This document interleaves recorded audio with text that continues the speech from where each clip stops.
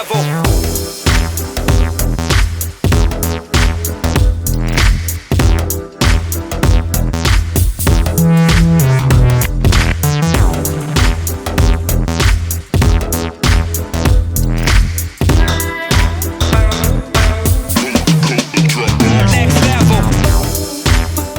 COVID, crisis, confinamiento. Estas palabras han caracterizado este año 2020. De un problema que se creía un hecho aislado, se expandió hasta llegar a todos los rincones del planeta. China, para ser más específico, la ciudad de Wuhan, la cual fue el epicentro de esta enfermedad, la cual se expandió por todo el país a llegar a tal grado que varias zonas del gigante asiático fueron totalmente confinadas. Tras haber afectado la enfermedad en varios países del continente asiático, llegó a Europa, siendo Italia y España de los países más afectados, dejando bloqueado casi en su totalidad estos dos países. Hablando específicamente de uno de los países más afectados por la enfermedad del COVID-19, el país ibérico de España ha tenido una de las etapas más difíciles de toda su historia. El día de hoy escucharemos de viva voz cómo la han pasado en los últimos meses. Julia, una de mis mejores amigas, nos compartirá cómo ha vivido esta etapa a lo largo de estos últimos meses, en los cuales nos contará cómo fue el comienzo, la etapa más crítica de la pandemia, así como la etapa de recuperación progresiva en las últimas semanas. Así es que vamos ahora. So, welcome back to another interview. I saw that the last interview that I had with my best friend, Marco, had received a lot of positive feedback. So that's why I decided to make another interview, but this time we have a special guest. She is Julia and she is one of my best friends. So, how are you, Julia? I'm doing well. What about you? I'm really, really good. So, first of all, thank you for your time and thank you for accepting this invitation to have this short interview, okay? So, are you ready? Sure. So, also I would like to ask you, how is currently situation in Spain? Well, it's much better now and it improved, so I'm really, really happy.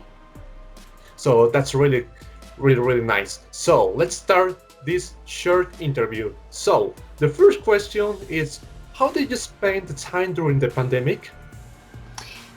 Well, since we had a serious problem with people getting infected here in Spain, the government had to take some drastic measures and we had a total lockdown. Not only couldn't we travel abroad, but also we couldn't travel within the country.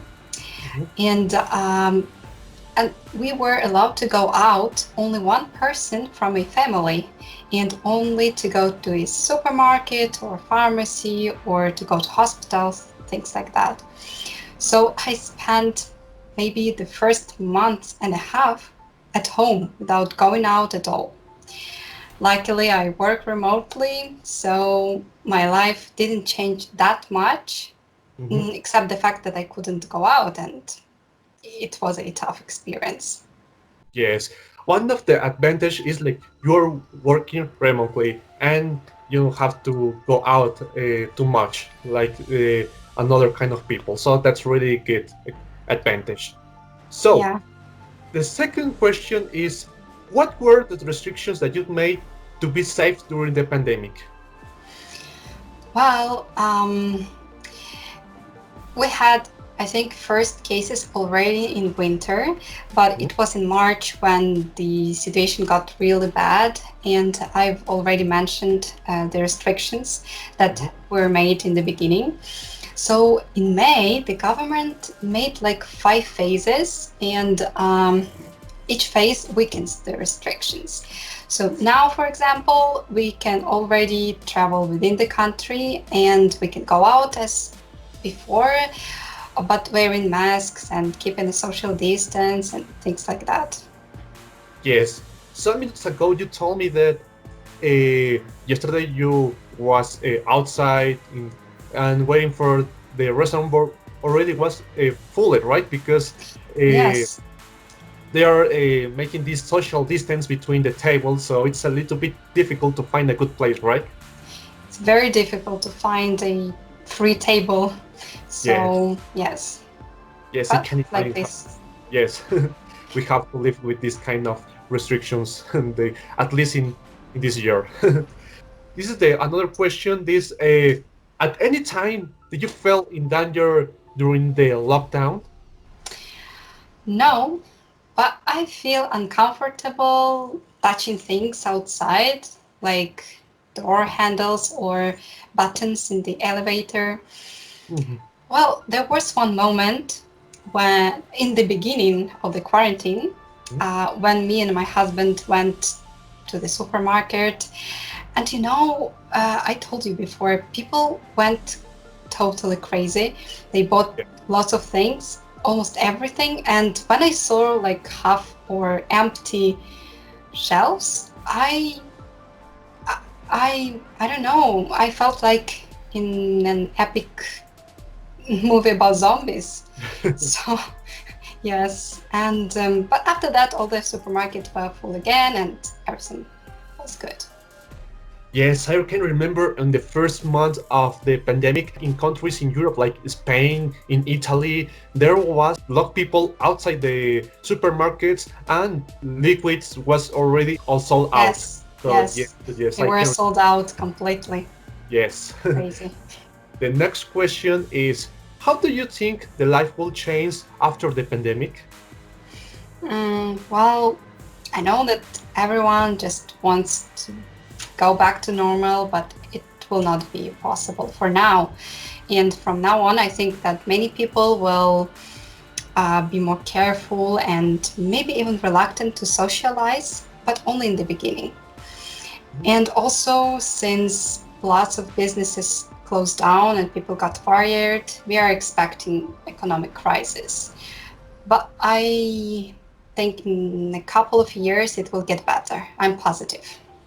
Yes, yes, because as you said before, not only this is a health crisis, also, and this worse, the economical crisis, because according to some people specialized in economics and financial, they Mm. expect that the countries will be much better and in a couple of years. So they will Right. recover after this economic crisis. So that's really bad situation, but we will wait until the next couple of years how will be the situation according to the economic, because also some of people in, I can imagine, in Spain, in general, in Europe, in Mm. Mexico, in countries in Latin America, has fired up.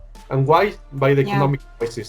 So this is a really bad situation that we are expecting right now. So the next question is really special because I know you, and you really like to travel abroad, and yes, like me.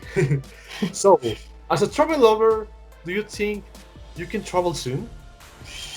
Well, traveling within the country is already allowed here, but in July, the borders with European Union countries will open. So very soon foreigners will come here.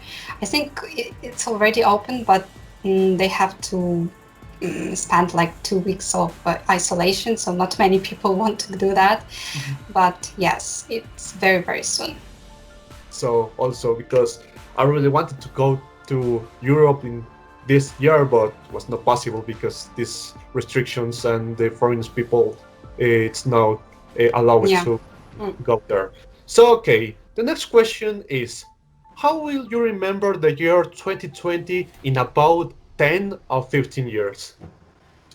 Well, I will remember it as very intense.